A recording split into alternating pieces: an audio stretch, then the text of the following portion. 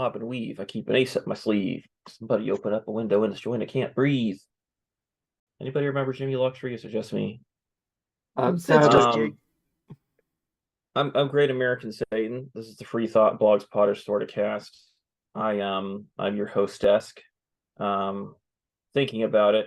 But today it was supposed to be something about gender. I was thinking, even cisgender people actually, while they don't think about it most of the time, are just drenched in gender, drowning in gender, soaking in gender. You don't even know how much gender you are. I mean, women more so than men, but like you got stuff to experiences with it, and it would be cool to hear what those are. So that was my original idea, but one of our other participants here had another idea for how to kick things off.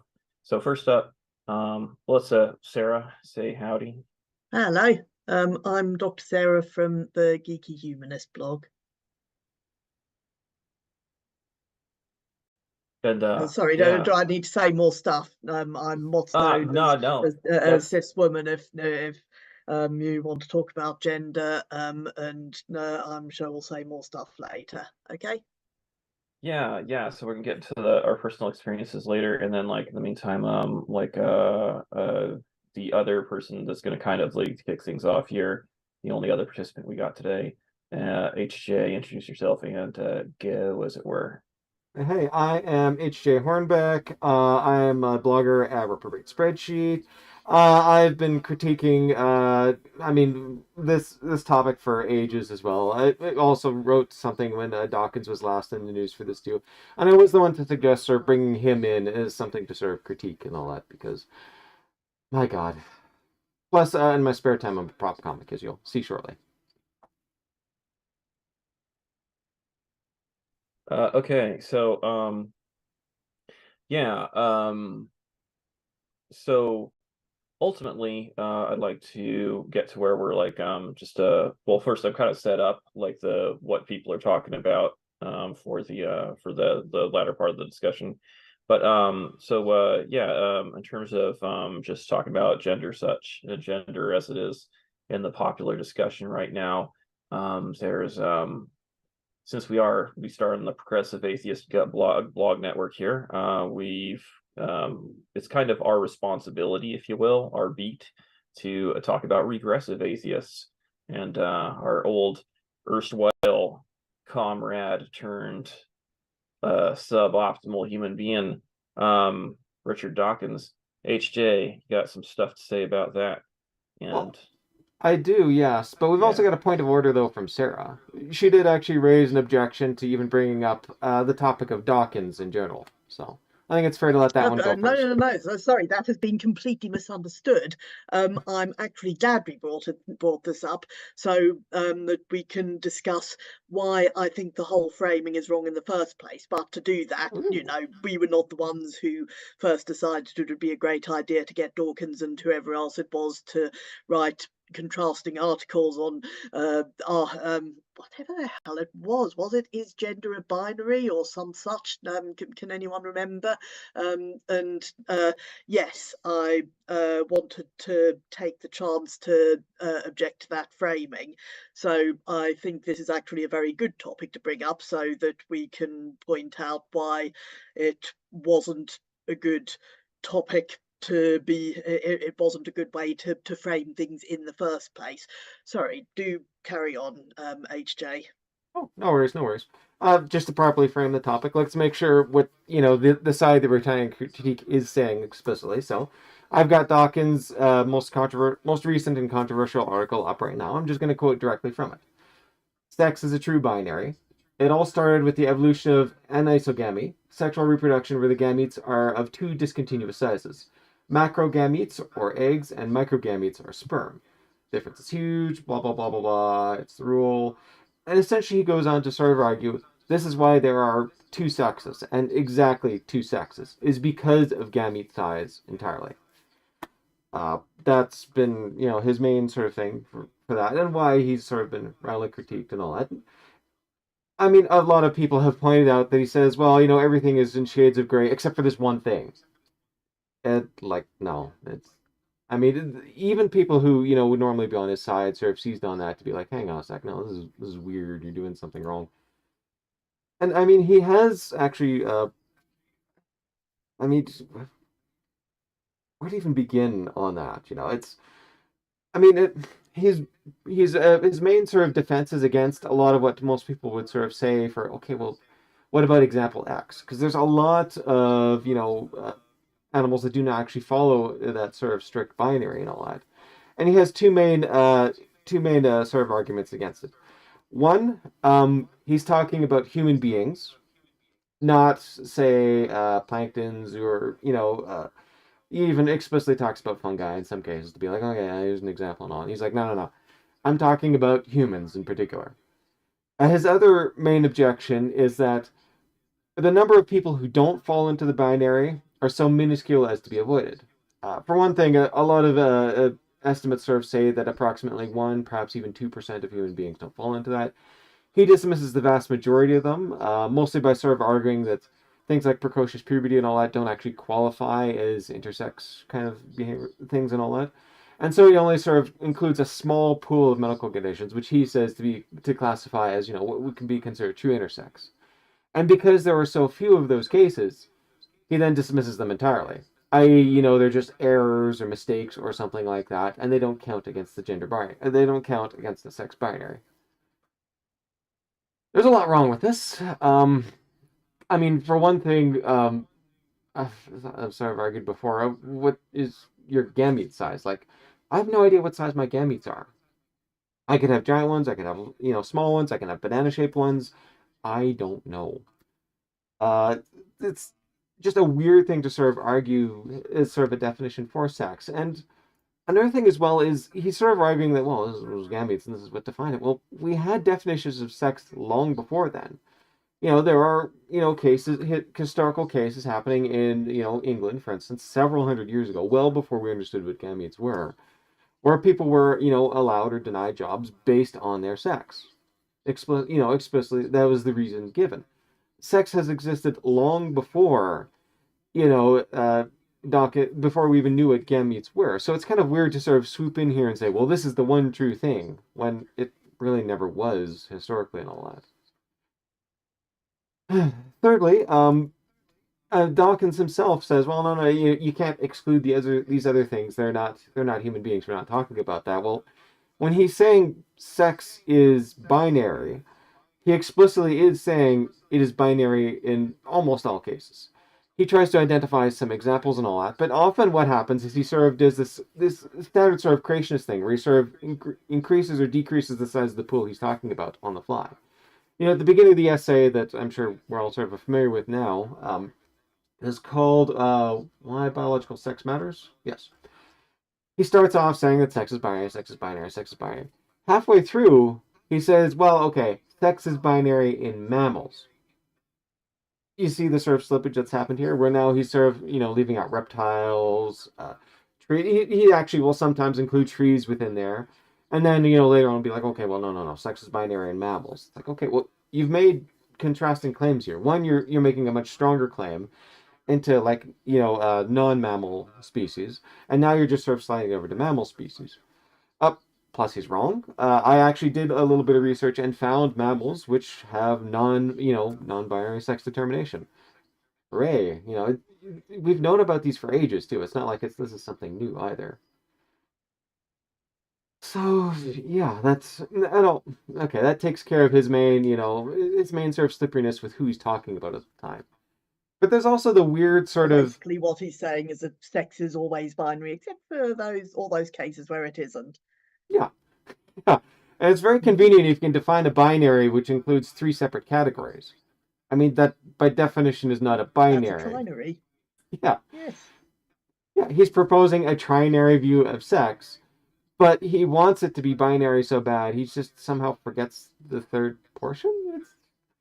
It's utterly bizarre. It's like, well, no, if you're making the claim that sex is binary, you don't just get to dismiss the other things as being aberrations and all that. It's a classic example of sort of mistaking the map for the train and all that. When biologists were coming up with the concepts of sex determination and all that, these are models that they're just sort of, trying to find within the universe itself and hoping that they're getting things right. Well, I mean, as someone famous whose names I've forgotten, has said, all models are wrong, some models are useful. You could perhaps argue at best that, okay, there is some use in, asserting sex as binary, but it's quite another thing to say, no, no, no, sex is binary. It's Dawkins is just not understanding science in general, because that's just not how science works. It does not say definitive conclusions about the world. It is always tentative conclusions, which are revised under future evidence. And you would think, noting that several million people do not fall into this binary would be, good evidence against his view, and yet he just goes, nope, does not count. Finally, I mean, he literally sort of says that these are errors or mistakes. Mistakes made by whom? That's very sort of like a creationist style of thought, where there is a master plan out there which is being followed by to the letter, which is something that he has critiqued in the past countless times, to be like, no, no, there's no grand plan, there's no grand plan. This is just evolution playing out as it were. And yet he can now somehow say, well, no, there is a grand plan when it comes to sex. It's just it's wrong on so many levels. So yeah. Now, Sarah, you had something specific to say about Richard Dawkins on this. Yes, I think that HJ's done an excellent job of explaining why, as he says, this is wrong on many levels. And I would like to point out that the base level we haven't even addressed yet, which is why is this even being discussed as a question in the framing in the first place? So this article of Dawkins was written as a thing where two different scientists were asked to present two different sides of a question, which I believe was, is gender a binary or not? Feel free to put me right on that, because I actually can't remember the original question. And I was reading Dawkins' article and thinking, how would I answer this question if someone asked me to write an essay about it?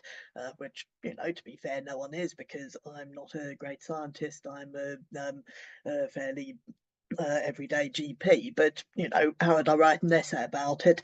And it seemed to me to be the sort of question you cannot even start to answer properly without acknowledging this is not being this is not being asked in a vacuum. This is not something that people are asking as some sort of interesting, hypothetical, purely academic question.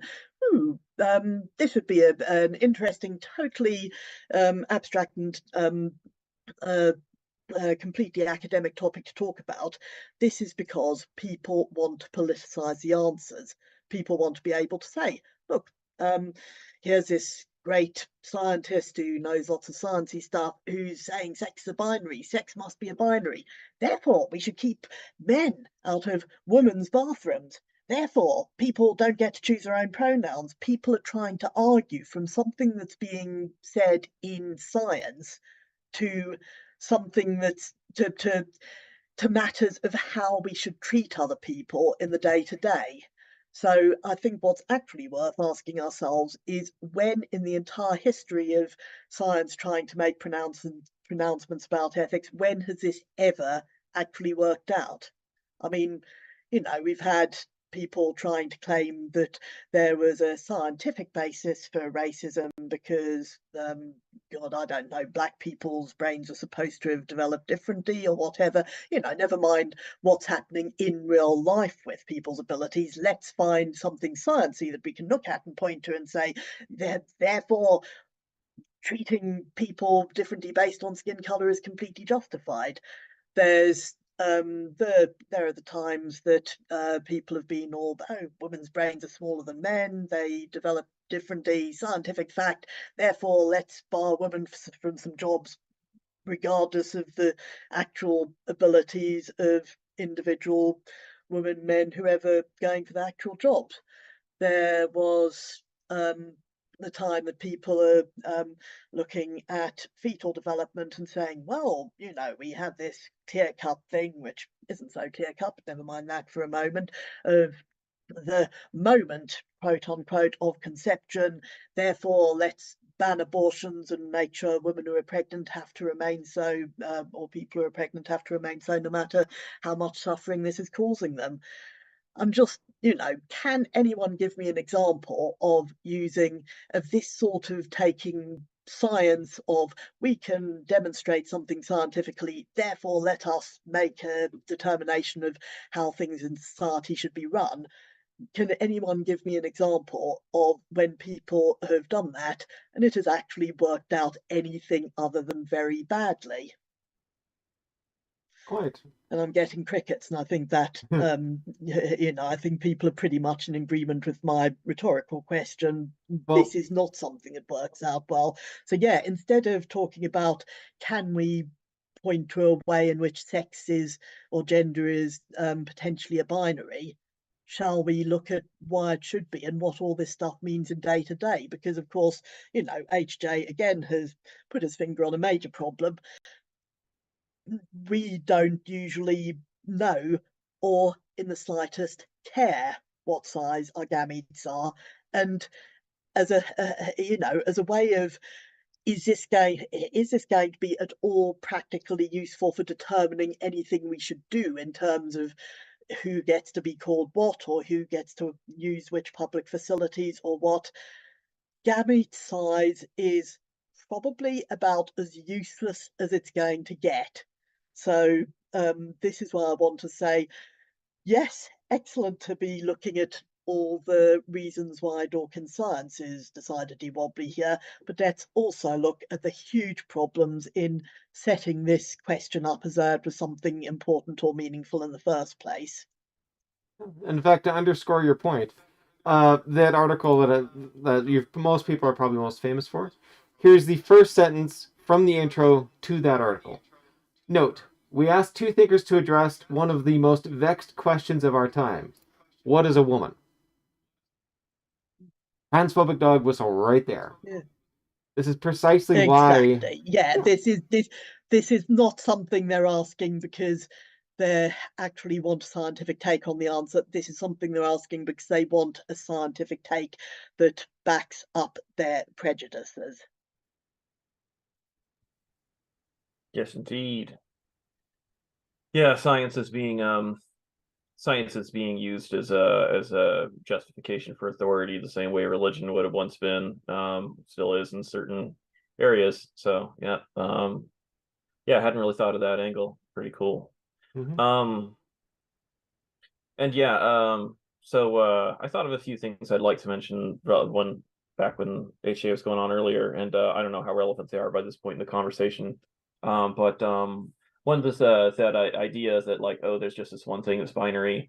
It's really like in life, as I'm thinking about stuff, I often find that, like, I'd love to be a radical leftist. I'd love to be like, like ultra, just like, anarcho-socialist, tear it all down, yada yada type of mentality. And clearly, I mean, there's a lot of justification in that in terms of how bad the status quo has gotten, to where, like, we're really pushing a disaster for life, the biosphere, for life as we know it. But every time I think of, like, any given political issue, any kind of question of just like day to day, how to conduct day to day life, I immediately think about, like, ways in which there's like a counterpoints. I'm always thinking about counterpoints. Just like nothing in the world like is as simple as like this or that. Even like existence or non-existence itself. Like let's how much of your space is actually the space you occupy is actually filled with anything? How much of that is the space between subatomic particles, the empty space between subatomic particles? We're like, you're either here or not. Or maybe something in between. So as that got me thinking a little bit about, like, alchemy.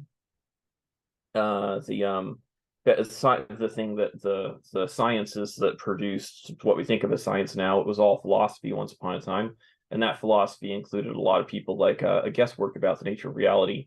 I took my little intro to science class in like junior college. It was like a million years ago. They were talking about, like the questions that philosophy addresses, and like some of those got carved away and then like put into other domains of thought in the 19th century. But like for a huge amount of time, it was all philosophy. And one of those philosophies was alchemy. And within alchemy, they were there was it was basically like we're instead of judging the world by experiments. Well, I mean, there was some amount of experimentation and rational thought, but it was like very limited, like what they could do. So there was a lot of, I'm putting forward a hypothesis. I'm not even phrasing it as a hypothesis. It's just like, I think that this is how things are. Here's some little, goofy experiments and stuff I can do to prove it. And, pretty low stakes in terms of like what that proof had to be. So there was like all these ideas about like how, these, the elements are, fire, water, earth, air, and then the ether, the phlogiston or whatever, and so on. Anyways, I just thought that was there was always this effort to divide things into categories. We like even Linnaeus, when he finally came around later on, was like is it establishing the concept of species. It's like we need to, like, everything in the world needs to be labeled. This is how we understand things, is by putting words to it. And it's like, well, those words are pretty arbitrary in themselves. If you get any kind of scientists that are study zoology or biology, like to get together and talk about like what the species mean, that is a fucking mess. There's like dozens of concepts of what species means that are all have their own uses and weaknesses. Apparently, I'm not versed in all that, but I know the people that are. So yeah, label everything. Well, okay, well, what's a label even mean? And then like the other thing that was, you mentioned, like, oh well, we're just gonna hand wave away anybody that's outside of the binary, like they don't, they're an insignificant portion of the population, therefore they don't matter. Well, if there's people that consider the PCOS to be an intersex condition. If we're looking at chromosomes as being a definer of sex, Down syndrome itself is an intersex condition. And you'd like start, the more you stuff that like that, you include the number of intersex people could be, like 30% or more of the population, like really starts jumping up there. But if we're going to be like really strict and go, oh, only this condition is intersex and only that condition is intersex, and it's just, when we get it down to that, it's just like, oh, it's only 2% of people, it's 1% of people. It's like, the reason why we have like flashing light warnings and stuff on stuff is because for photosensitive epileptics, that's practically nobody on the global scale. But it's for those people, their whole lives are their full existence, and they matter. And we have to have some consideration for them. At least, even if they are very, very few people, we have to consider every group that has a very small number of people in it, if we're going to consider ourselves to be decent people. And then lastly, on the subject of gamete size, it's just like, I was just thinking of jokes and funny things about that. Hey, Sarah, do you have the ability to ovulate on demand so you can establish your credentials for using the restroom? Just checking in on that. No. Yeah. Yeah. Let's not. I could produce some gametes just in order to get access to a restroom. It takes a little doing, but like it's something that can be done. And again, I think I'm speaking on behalf of the general public everywhere, and I say, yes, please, let's not make this any sort of a rule. Okay, all right. Well, if we're not going to make that rule, then I just want to say the last thing is, like, when people invented microscopes and they started studying things under microscopes, they realized all this microscopic world is full of wiggly little things, right? And then they like so they called those animalcules because they're animate. They're like cruelly animals, but they're so tiny. And when this scientific group got together and was like, okay, we're going to check out what's in sperm. The scientist that first like took a look at that, recorded it, and like brought it to his little scientific meetup with his homies, was apparently like really embarrassed about the subject, and like didn't want to get into it, like how he collected the sample and stuff like that. There's some humor behind that whole scene. But but just aside from that, just what the people that first looked at those things thought they were. I think that was there was the idea it was a humancule, right? Like the protozoans in general are animalcules, like the gametes produced by the male sex are humancules, and I think that's related to the word homunculus. I just thought that was a funny word. It's like, man, I'm just gonna establish my human cules in order to get access to the facilities. All right. Direct relation, Anyways. actually. Yeah. And you also brought up a good point about the dismissal thing too. Like, okay, for a second let's buy into Dawkins' argument that okay, I've got the number right here, 0.2% of the population, according to him, is an exception, and thus they can be ignored. Okay, cool. How many animals have we actually tested to verify their gamete size? Has it been 0.02% of the entire animal population? I think not. And this means that if we're allowed to dismiss, things as 0.02 size as being irrelevant and all that, then we can dismiss gametes as being irrelevant to sex determination because we have tested 0.02% of the entire population for their gametes. Ergo, gametes cannot possibly be, a way to actually determine population. Boom. Disappears in a puff of logic. Does okay, HJ, come on. We're talking about humans. We can safely dismiss every other type of animal. Just even the concept of what a human is pretty non-binary in some respect. HeLa cells, they came from the body of the late lamented Henrietta Lacks. But are they her?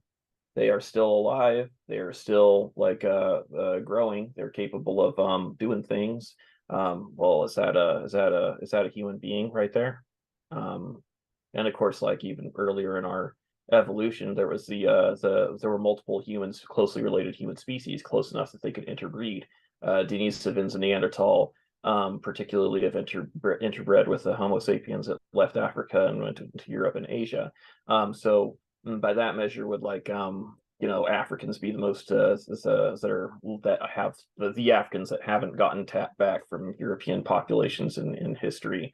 Would they be the only real humans, and then we should just ignore everybody, all the Europeans and Asians? No, come on, guys. Agreed. So, yeah, let's see. Now, what I wanted to talk about originally here was just people's experience of gender. I still am always using gendered language and even gendering myself as a guy, and when I refer to my cat, who has no concept of gender, he's just a weird little neutered being. I'm using the male pronoun.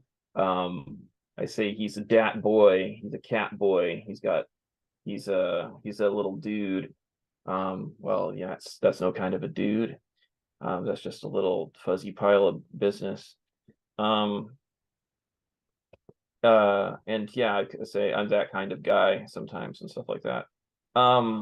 More sinister in terms of the gendered ideas that you can't shake.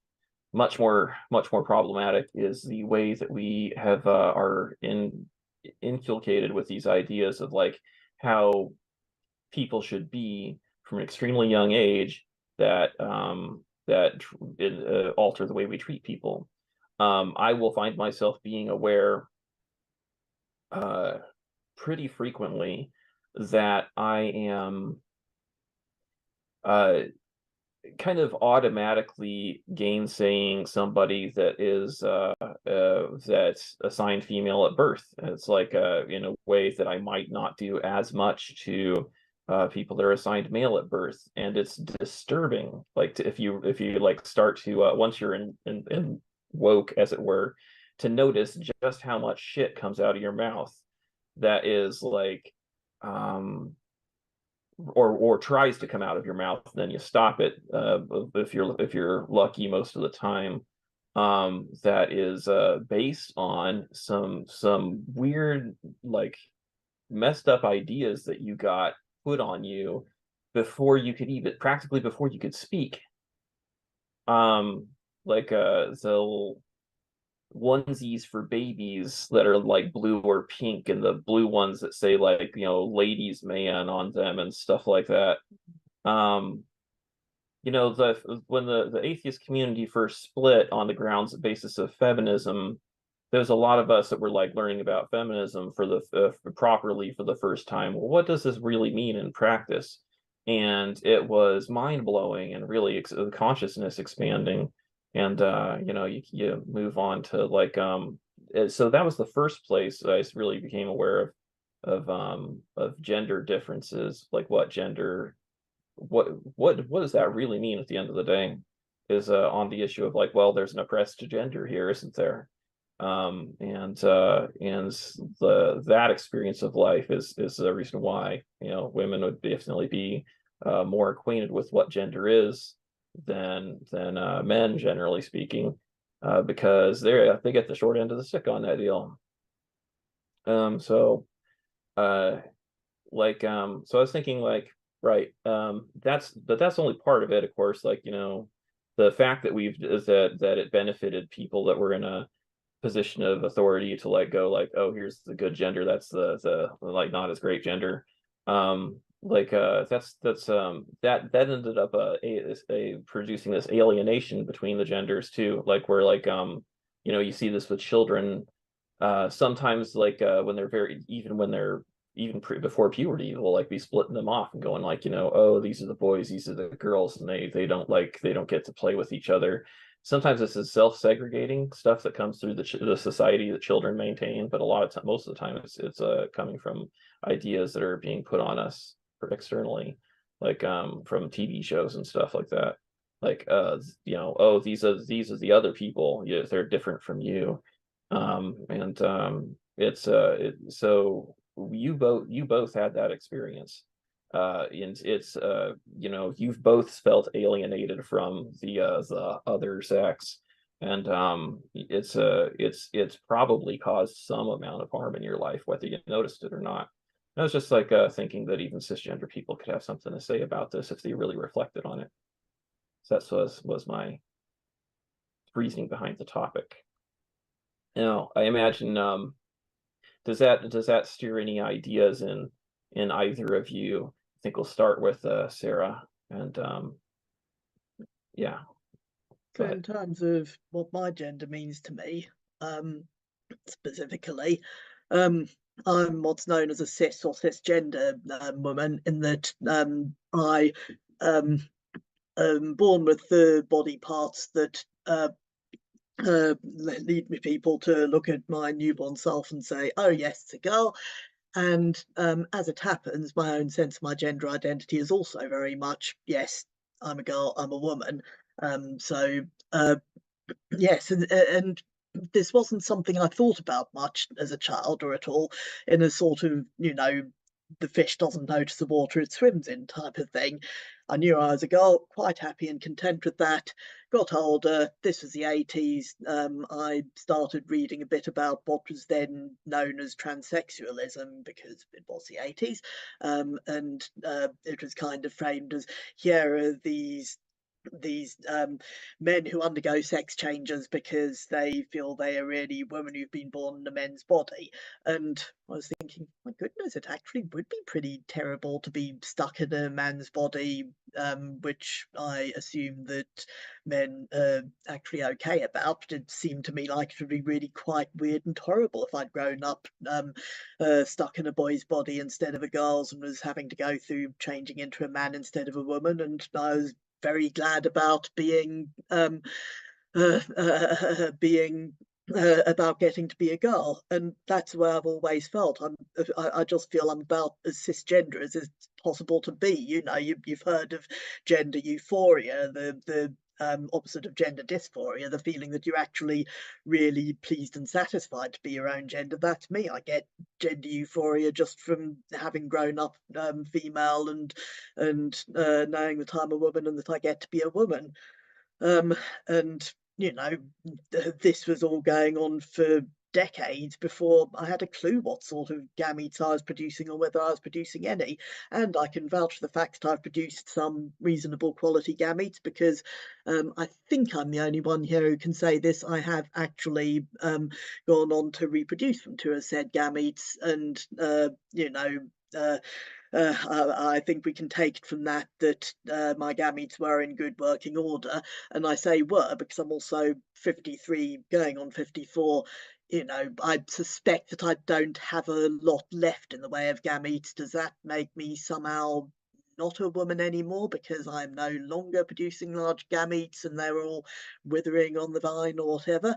Well, you know, actually, society would traditionally have given out pretty much that message about women who go through the menopause. But, you know, again, I, I'm still very much a woman, very much a cisgender woman. So, yet another example of how gametes have really not a lot to do with it.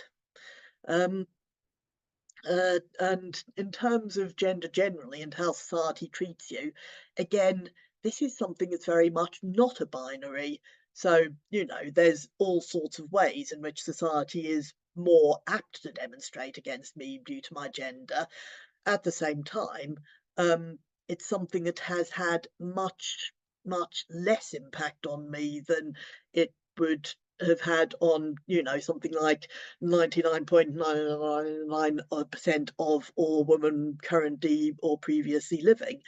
That or trans men growing up as women or non-binary people growing up as women, that I grew up in what seems to be a rarity, a family that's you know, really pretty egalitarian in terms of parental roles and who does what, and you know, it wasn't a perfect 50-50 split, and yeah, there's definitely, looking back, some gender related stuff in who did what, but it was also a family in which people would in which, you know, it was completely taken for granted that my mum was going to be going out to work and working in a traditionally rather male dominated profession, in fact, and that uh, both parents, regardless of gender, were doing things like taking care of the children and getting the food on the table and cleaning up and so forth. So I grew up with that upbringing. I got sent to an all-girls school because there was this theory, you know, quite possibly correct, that uh, being at an all-girls school works out better for girls in terms of not being compared to boys or not taking second place to boys or whatever. And it was a school that put a great deal of weight on excelling in STEM subjects. This was before they were known as STEM subjects, but you know, this was a basic message that it was really a good thing to be doing science and maths and basically smashing social norms in that case. And while this didn't work out at all well for my younger sister, who went there and is not scientifically minded at all, and, you know, I think is an approach that just went a bit too far in the other direction. It was something that worked out well for me because I am very scientifically minded, and so there I was in an environment where I was being encouraged to excel at science and being very much given the message, yes, of course, girls absolutely can do this, and there will be some foolish people in the world who try and tell you this is not so. And it is great that uh, you young ladies are smashing these stereotypes. And then I went into medicine, which is again traditionally a male dominated profession. And, you know, I'm not downplaying the fact that, well, I guess I am downplaying it. So I don't want to downplay the fact that, you know, there have been more subtle ways all the way along in which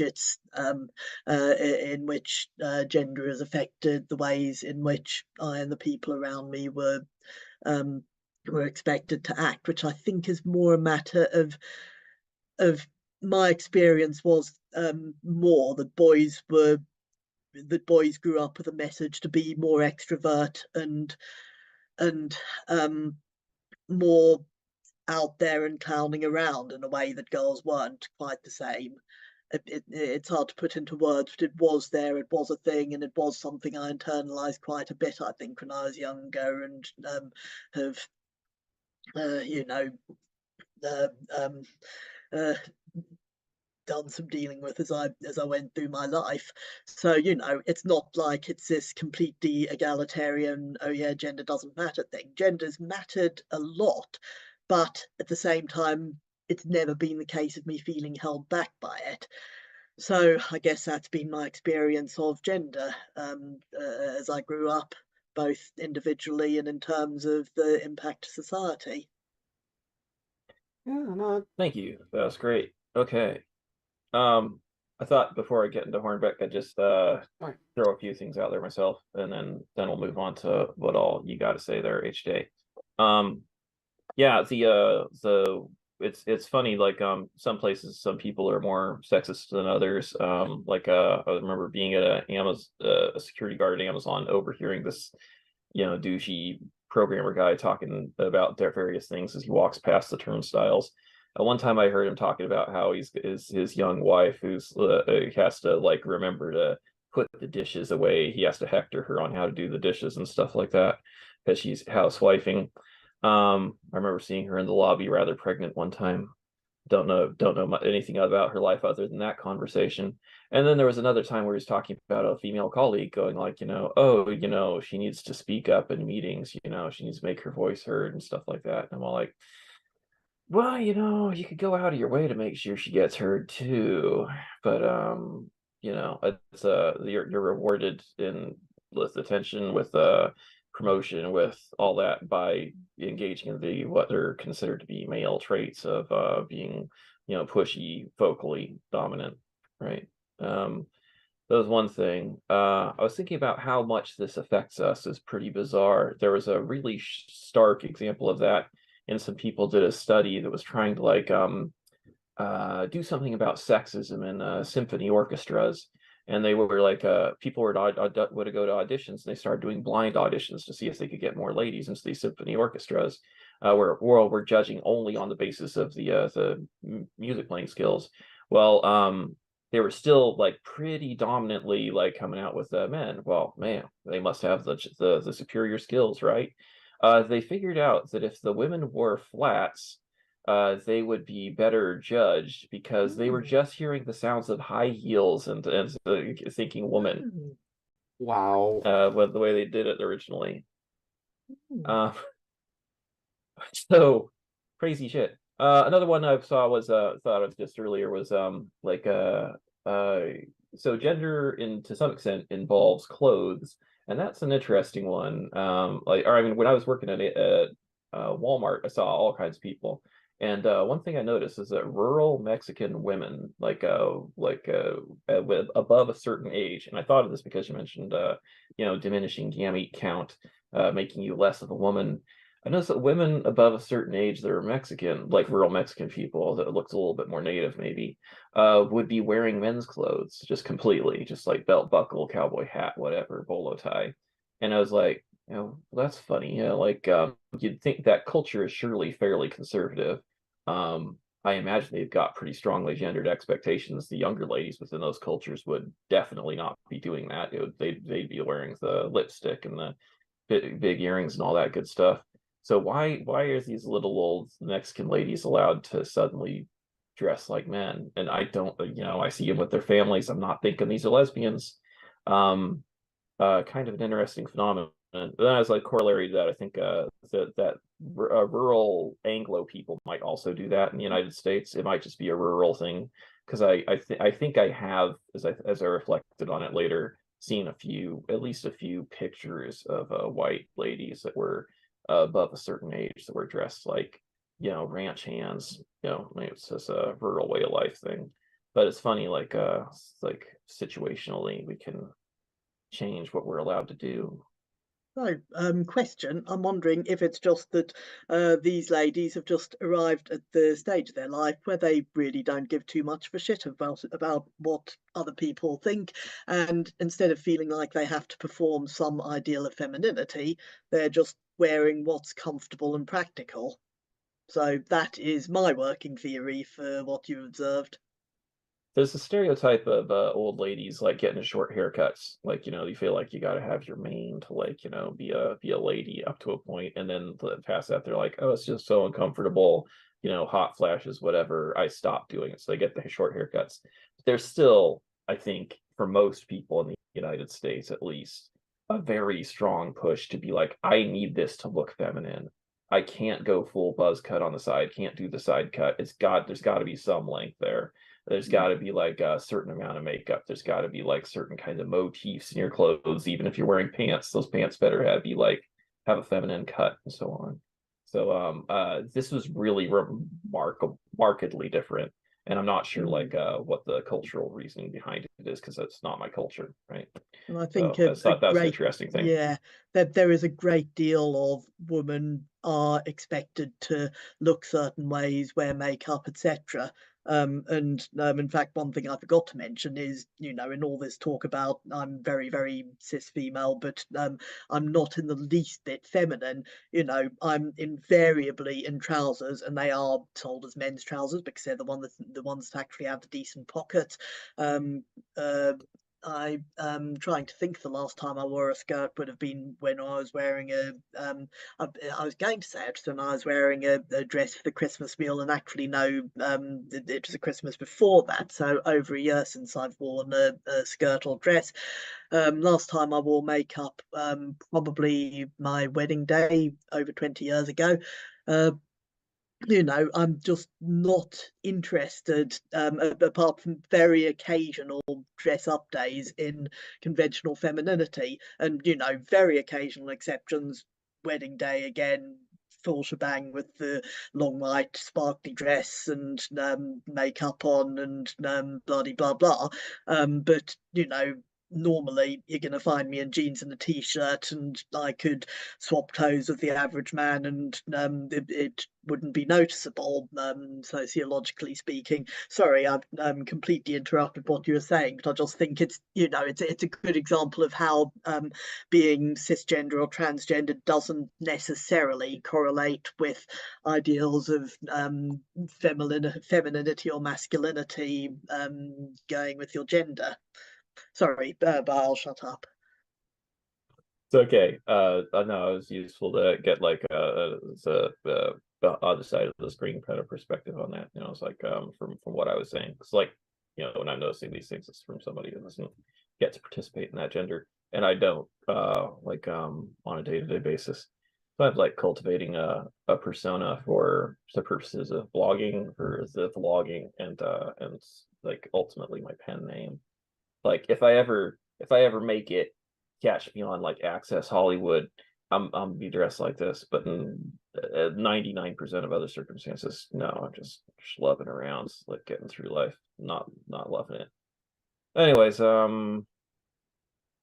HJ, like I said, as the privileged sex, you've also had a lot of limitations upon yourself, and you've also noticed surely noticed some of the problems that people around you have had to face just beside yourself. What do you think about gender?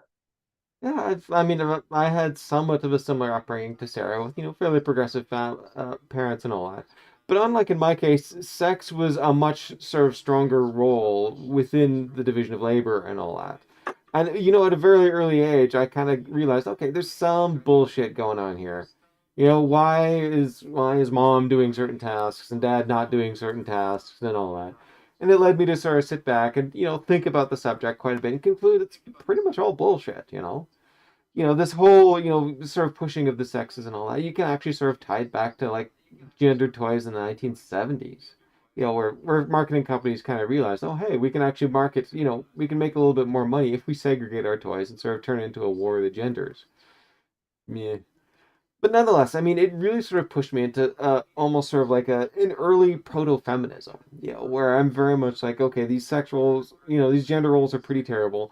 Okay, we've got this definition of sex, but it doesn't fit into a neat binary, and there's problems between even just trying to divide the difference between sex and gender. I very quickly kind of realized, well, it's all bullshit, and it sort of charted my own path as well too. I get commented on quite frequently for wearing sandals. As you've probably noticed, my wardrobe tends to be a little bit brightly colored than is typical for a man. I do tend to wander around in shorts, quite a bit. It gets some weird looks when I'm at the university and it's minus 20 odd outside, but whatever. But conversely, especially once I learned that transgender people existed, which actually was depressingly recently, I actually started dealing myself a little bit. Like, okay. Well, and like to sort of give you an idea of just how much that sort of has still sort of sunk in with me. I still kind of feel awkward putting he/him pronouns in front. Not because I think, oh, cis, this whole trans thing, blah blah blah. It's like, no, this feels like something society has imposed on me. Like, I don't feel like a man. I feel like me. It's just society has defined this concept of manhood and said, "Congrats, this is you." And I'm just like, okay, whatever. But conversely, learn transgender people existed and all that, and I'm like, okay, well, you do, there are definitely some things which you are not, stereotypically manly. You claim to be, fairly egalitarian, all this. Why don't we push the boundaries a little bit? How, for instance, would I feel if I, sat down and, say, put on a dress or something and went for a walk in public? How would I feel about that?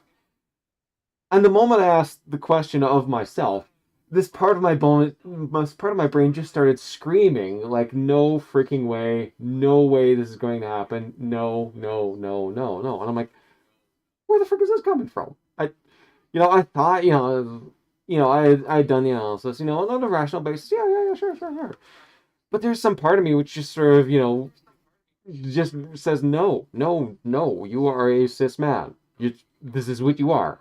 Do not change or anything like that. Do not feel weird about that. And it sort of made me question, like, okay, I've told myself in the past you don't really care about pronouns, and yet in light of this self-analysis, it kind of seems like I really should care a bit about it.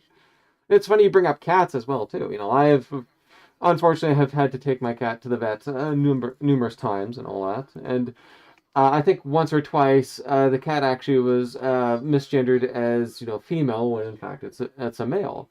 And I found there was a part of me that was like, what? What? No, this sort of desperate to try and correct the issue, and it's like, why? It was a freaking cat. So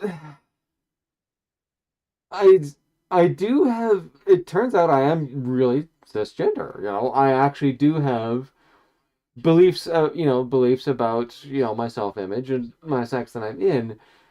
But some of this is instinctual, some of this is intellectual that I've sort of argued into, and reconciling the two is sort of an ongoing project.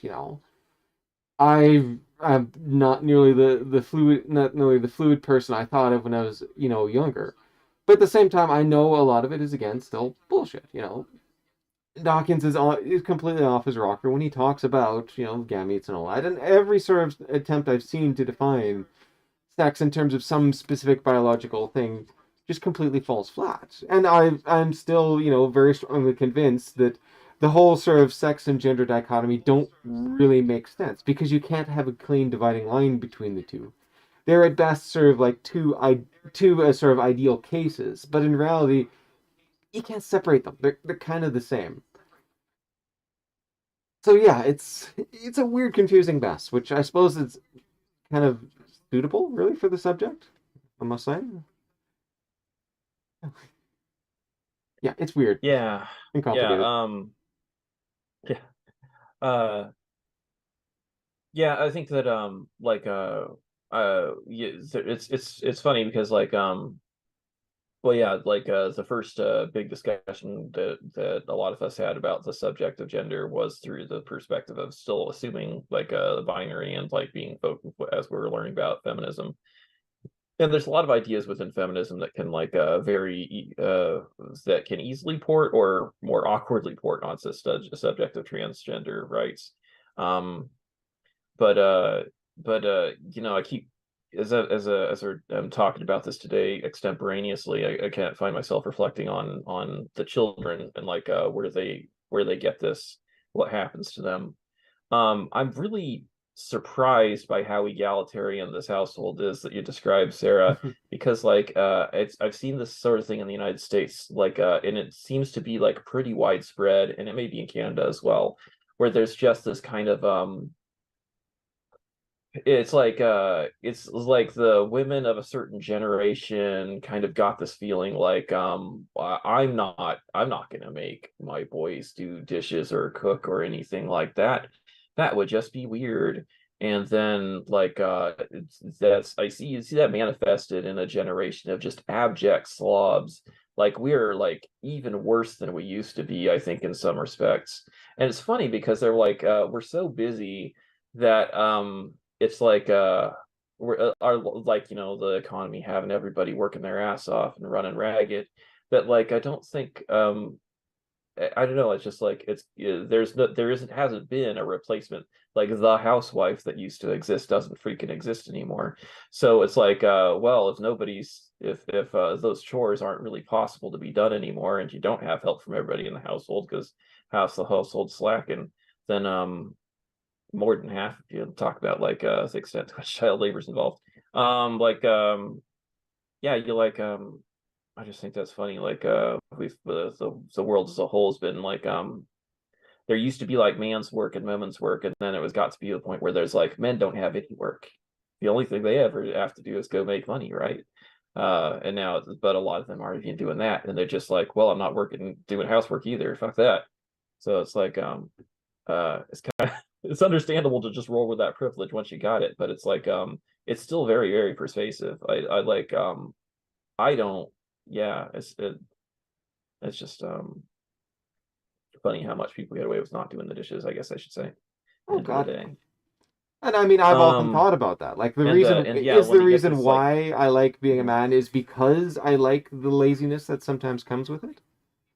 I've always had this sort of thing around holidays and all that. And I mean, I am an asocial kind of person. I don't really care about that. But I also see in the kitchen, it's almost always the female side of the family that's helping out. And I've always been like, okay, well, I totally want to help out. And every time either A, I get distracted and wander away, or B, they just go, okay, fine, and then never ask for my help. And it's like, I, I feel like I'm letting things yeah, down, but they're also sort of yeah, waving me away.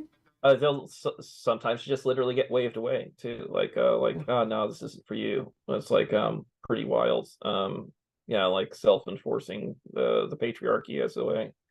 Not ideal. But okay, yeah, but the other thing I want to say on that too is just like that we need to people that are responsible for children really should try to foster more understanding between boys and girls, because like who's to know how many of those boys and girls might grow up and decide that they want to be girls and boys, right? Or and also just as a way of like helping ameliorate sexism, having people regard themselves as peers, regard themselves as equals, or at least peer, even if you're not equal peers, like just having just acknowledging the humanity of the people around, feeling like you're on the same level on some level.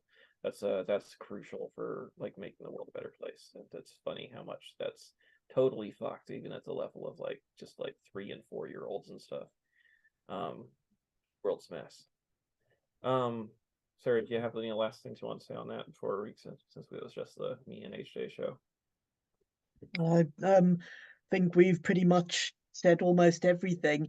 I wanted to cite a Jodi Picoult novel that I read a little while back, in which the mother and transgender daughter are discussing the whole "what makes a woman" thing, and just every time they think, well, is it this, that, or the other, there's no, because there are all these exceptions to it who are still women.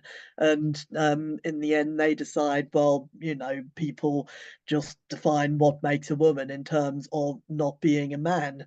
And I thought that was just an interesting way to look at it. But also a meme I read from another friend of mine, well, passed on by another friend of mine, that uh, um, people only ever talk about what makes a woman, and not, there isn't this need to define what makes a man, in the sense of trying to find some sort of appropriate place and box for men to be in. So just a couple of interesting thoughts there. Anyway, I have this feeling like I'm probably going to think of something else I wanted to say 10 minutes after the podcast ended, but I think I've pretty much said what I wanted to say. So thank you. You're welcome. And HJ, any very last bits, or we're done, we're pretty much done. Yeah, I am going to derail a little bit though. I did promise I would be a prop comic, and indeed I have. It actually comes to something I've heard quite a bit said about Dawkins themselves, where people sort of say, hey, how did he get like this? This is some weird recent thing and all that. And especially since the attack on transgender people is relatively new, like I think less than a decade at this point. People sort of think, well, how did he get radicalized? How did he sort of come into this sort of view? But you, I think, even mentioned it earlier on, Satan. And I'm sad to report he's always been like this, like straight from the very beginning. Here is my copy of Richard Dawkins' The Selfish Gene. This is the 30th anniversary edition, so it's technically 2 updates past the first printing and all that. But if you go into the intro and all that, he really doesn't change the base of the text, other than just adding like a footnote or 2 there and all that. So it's pretty close to what the original was. And sure enough, chapter 9 within there is called Battle of the Sexes. And when we come to how to define sex, well, right here, we could arbitrarily divide frogs into sex 1 and sex 2 if we wished. However, there is one fundamental feature of the sexes which can be used to label males as males and females as females throughout animals and plants. That is that the sex cells or gametes of males are much smaller and more numerous than the gametes of females. This is true whether we're dealing with animals or plants. He then sort of goes on to talk about fungi and how it doesn't quite sort of fit and all that. But then he sort of argues, well, okay, there's reasons for why this should be the case. There's going to be evolutionary pressure pushing you towards one of these 2 extremes, because anything that tries to go into the middle is going to be sort of, have these things on it. And he then sort of goes through the chapter to sort of, make this argument about, well, this is how it actually sort of works for behavior. Remember, first edition of The Selfish Gene dates from the 1970s. He's literally been saying the same thing for 50 years straight. The only reason why we've now noticed it's bullshit is because we've sort of been enlightened by the existence of transgender people speaking up for their own rights and pointing out, hey, this isn't as simple. 50 odd years ago, this seemed a-okay and all that, but now we realize, wow, it's actually fairly problematic and something we should have caught at the time. So yes, in some, I think oh, sorry. In some, Dawkins is an asshole and Sorry. sex is complicated. I think chiming in briefly on that, I'd say pretty much anything gets more complicated with time. And actually, out of all the things Dawkins has said, the fact that back in the 70s he was talking, or whatever it was, he was talking about gametes being in different sizes, really not a problem. The problem comes when you're not recognizing the fact that it is more complicated with all than that, with all the yes buts and yes but what abouts and well there's except for etc etc etc. And if I had to come up with one line to summarize my 28-year experience the GP treating human beings, it probably would be it's more complicated than that, because it always is in every field of everything involving humans. And 2, as I was saying earlier, the problem is when you start taking this thing and applying it to how do we treat other people and what boxes do we put people in terms of expectations. And so, yeah, those things to me are the issues. Sorry, I said I was going to shut up, didn't I? I will. No way. Okay, all right. No, but seriously, we're at about an hour now, so I think that we can call that a discussion had. Fantastic.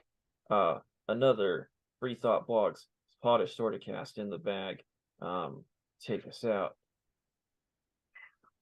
That I will. Outro cued.